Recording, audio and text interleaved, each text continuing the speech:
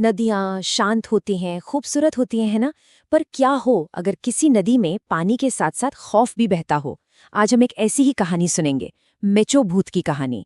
एक ऐसी बंगाली लोक कथा जिसे सुनने के बाद शायद नदियों को देखने का नजरिया हमेशा के लिए बदल जाए।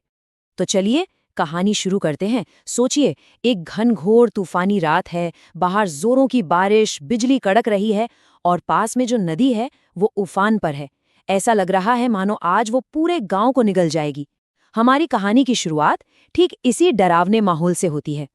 तो कहानी के पहले हिस्से में हम देखेंगे कि कैसे एक परिवार एक नई जगह पर अपनी नई जिंदगी की शुरुआत करने पहुंचता है।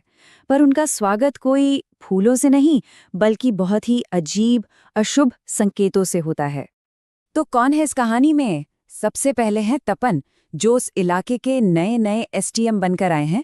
उनके साथ है उनकी पत्नी मंदाकिनी और उनकी दो बेटियां सुगंधा और इंद्राणी।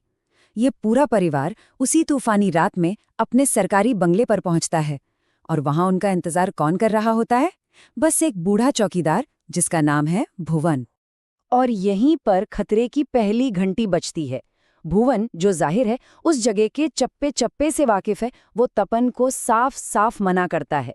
वो कहता है कि साहब, इतनी तूफानी रात में बंगले पर जाना ठीक नहीं।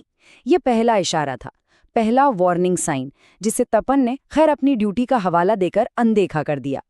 पर बात यहीं खत्म नहीं होती। भुवन का बर्ताव और भी ज्यादा अजीब हो जाता है। सोचिए, मूसलाधार बारिश हो रही है और वो बूढ़ा आदमी गाड़ी में बैठने से मना कर देता है। कहता है कि वो किसी दूसरे शॉर्टकट वाले कच्चे रास्ते से पैदल ही बंगले तक पहुंच जाएगा। अब भला एक बुजुर्ग आदमी का ये फैसला सुनकर कौन हैरान नहीं होगा? और यहीं से कहानी का पहला सबसे बड़ा सस्पेंस शुरू होता है। जब परिवार गाड़ी से बंगले की तरफ जा रहा होता है तो उन्हें नदी के किनारे ठीक भुवन जैसा ही कोई तेजी से चलता हुआ दिखाई देता है। अब सवाल ये है कि ये कैसे मुमकिन है? एक बूढ़ा आदमी पैदल, उनकी गाड़ी से भी तेज? जब वो लोग बंगले पर पहुंचते हैं और भुवन से पूछते हैं तो वो तो साफ मुकर जाता है। कहता है कि वो उस रास्ते से तो आया ही नहीं। अब परिवार के लोग एकदम कंफ्यूज्ड हैं।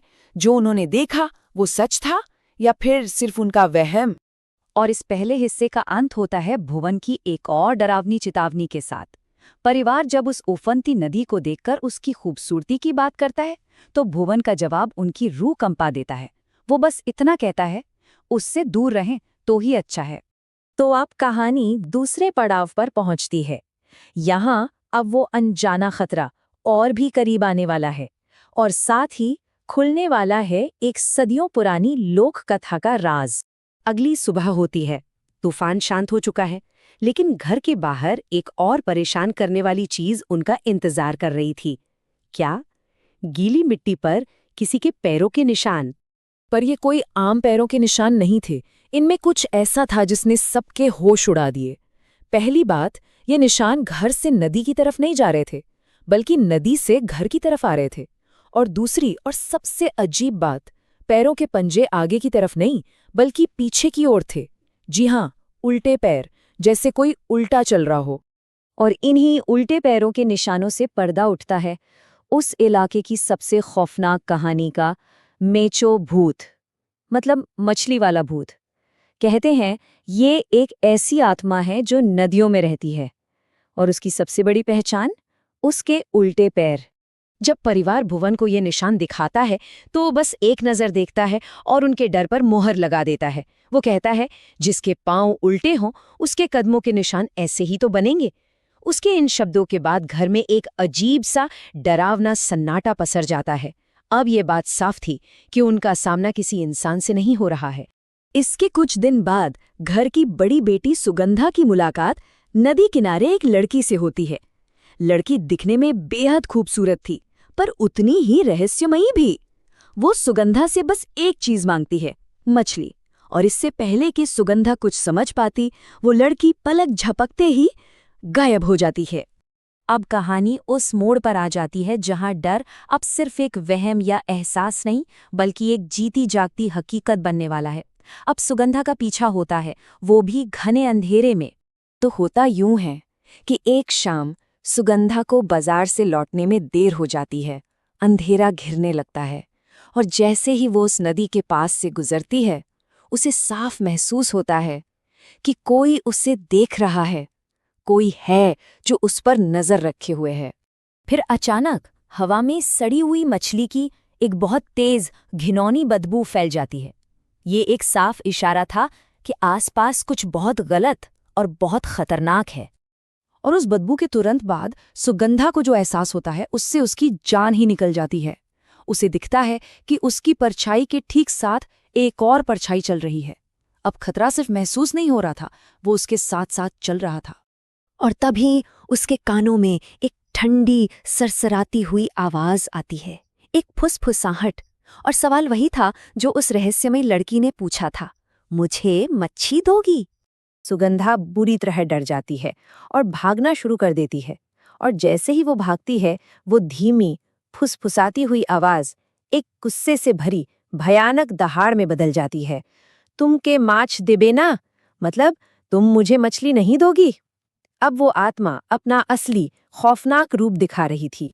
सुगंधा बस अपनी जान बचाने के लिए भागती है, भागती रहती है और आखिरकार अपने घर के दरवाजे पर आकर बेहोश होकर गिर जाती है।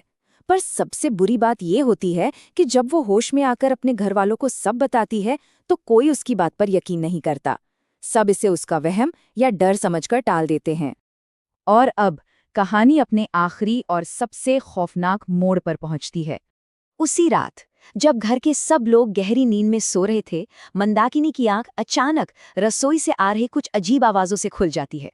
उसे लगता है कि शायद कोई बिल्ली वगैरह होगी और वो देखने के लिए उठती है।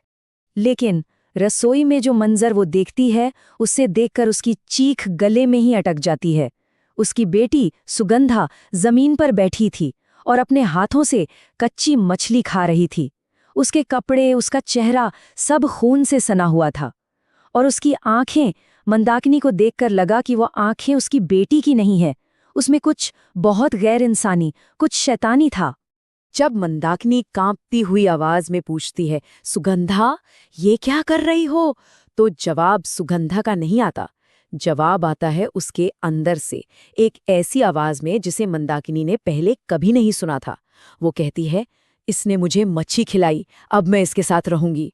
और बस यहीं पर यह कहानी खत्म हो जाती है। पीछे छोड़ जाती है एक ऐसा डर जो शायद कभी जहन से नहीं जाएगा।